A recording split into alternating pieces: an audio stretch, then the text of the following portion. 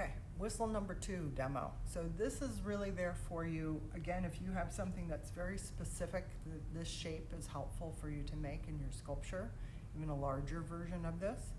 Or if you've made like 15 of these little pinch pot whistles and it's just not happening for you and you don't want to make it anymore, this is a backup. I've learned this just recently, so this is just kind of the backup one because I'm less familiar with it, but it worked really well when I did it the first time. So, same thing, ball of clay, make sure it's all kind of wedged up, something that's about golf ball, a little bit bigger than a golf ball. And then you're gonna press this out into a pancake, kind of an oval pancake. I want it to be a little bit longer than wide, not just a circle. Okay, little pancake. This, you do need a little table surface. Again, if you need, it's your textbook and a piece of paper on top, you can do that. But I'm gonna use the side of my hand and flatten this guy out. I'm gonna turn it over so it doesn't stick entirely.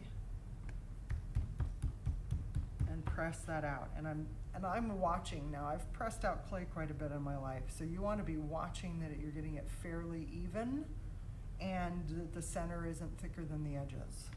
So you can kind of, using the harder part of the side of your hand and a little bit of your wrist, you get a pretty good control and you can make a nice little pancake of clay like this, okay, which is what I want.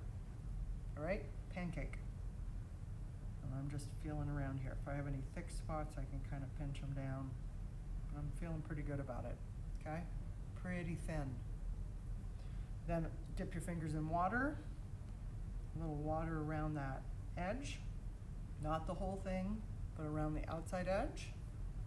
Basically, we're gonna pinch this guy together. So a little overlap, okay?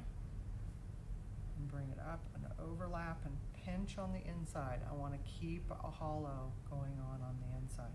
Actually, did I do this sideways? I did. I did it sideways. It's been a while since I've made one of these. Not a while. It's only been a few times that I've made one of these. Okay, so your oval. Don't do what I just did. Don't go a long way. Go across the short way, so this way. So again, a little bit of water there, and then overlap and pinch that together. I was doing everything else right. I just went the wrong direction. So the long ends of your oval bring together. You'll figure it out just like I did if you go the wrong way. Overlap a little bit, pinch it together. You've got a little water on this. This clay should be super soft. Overlap, pinch. So I do know some dumplings are made this way. So if you've ever gotten to do that before, this will just feel super easy to you. So folding over and smoothing. So that's what the interior's looking like, keeping it fairly smooth. Folding over. I'm gonna switch it around so I can get my finger on the inside and control it better now. Overlap, smooth. Overlap, smooth. Okay, I'm getting down to the end here.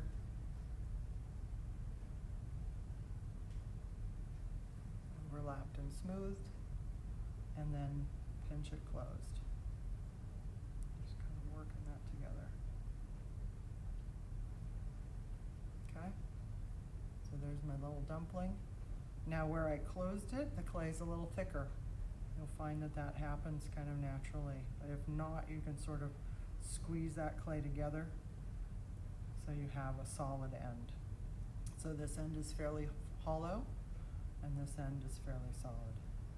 You can go back and again, all your cleanup of the surface, you can go back to that craft stick and do some smoothing or use your hands to do that smoothing.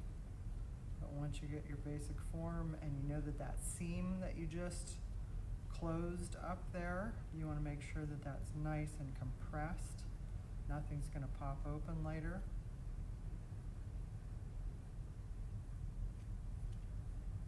Okay. And I've got my little form again. Okay. Thick part. So I'm going to tap it on the table. Actually go either way. I'm going to go this way so it's a little more upright. So if I was making a bird or something that had tip to it, and I'm gonna go this way. So again, thicker end, this is my future mouthpiece. Tap down. Press that mouthpiece so it's nice and solid. Just gently tap down. If this tip is way more pointy than what you need, you can always work that down and make this as more of a round shape if you want. Kind of good to do it at this point before I start to open it up, because then the air that's trapped inside won't let me collapse the piece, okay? So I now have my flat side. I have my mouthpiece. Again, I'm gonna tap that end to get a nice flat little zone. My popsicle stick or craft stick's already been cut in half, just like in the last demonstration there. I'm gonna push right through exactly the same way, pushing so that I'm going right into the center, trying to get in that air bubble, but keeping the tool flat and just under the wall of clay. So pushing, and then I just hit that air bubble, so I'm inside. And then again, same kind of concept of the thickness of clay. This is a little on the thinner side. I think maybe you can control how thick the clay is a little easier with this one. So again, I'm gonna go down right till I can feel that I'm against the wood here. Take out a little chunk of clay, get that out of my way. Pull that stick back out to see if I'm in the clear, and I'm kinda sorta in the clear. Not exactly, so I'm gonna go right to my pencil, push down in the body of the piece. Give it a little wiggle and jiggle. I'm gonna open that air hole up more, so now I can definitely see down into the body there.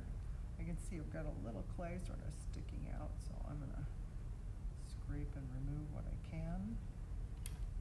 So it's in there. I'm gonna go back with my stick, push through.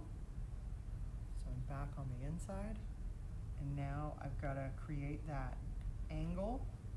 So I'm gonna use my skewer here and sort of scrape back and forth to create that angle, because that's the important part. That's the fipple, where that clay gets really thin and angled, and that's where the sound comes from, because that's what I'm gonna be blowing across, okay? So that angled cut, I'm gonna clean up all of my outside stuff so hopefully you can see that better. Make sure that the wall on the mouthpiece side is fairly straight and clean. And let's see if this guy makes noise. Bring that stick back out. When I pulled the stick out, I just saw a little clump of clay kind of follow it. So I'm just gonna remove that. Happens sometimes, they just get little bits of clay. Sometimes they fall into your whistle, not a big deal. You're gonna be able to knock those out after they get fired. Just tap them out. It just keeps doing that little piece of clay. Stick it in there. Guess I'm gonna knock them down in. And I got a working whistle, okay? So again, remember at this point, I'm not gonna mess around with this. I'm gonna try to leave that alone. I'm gonna turn it over and let it rest for a little while, 30 minutes on the outside without having it wrapped at all, so that it's still soft enough. You want it leather hard, so you can slip and score and add things to it and create whatever you want your whistle design to be.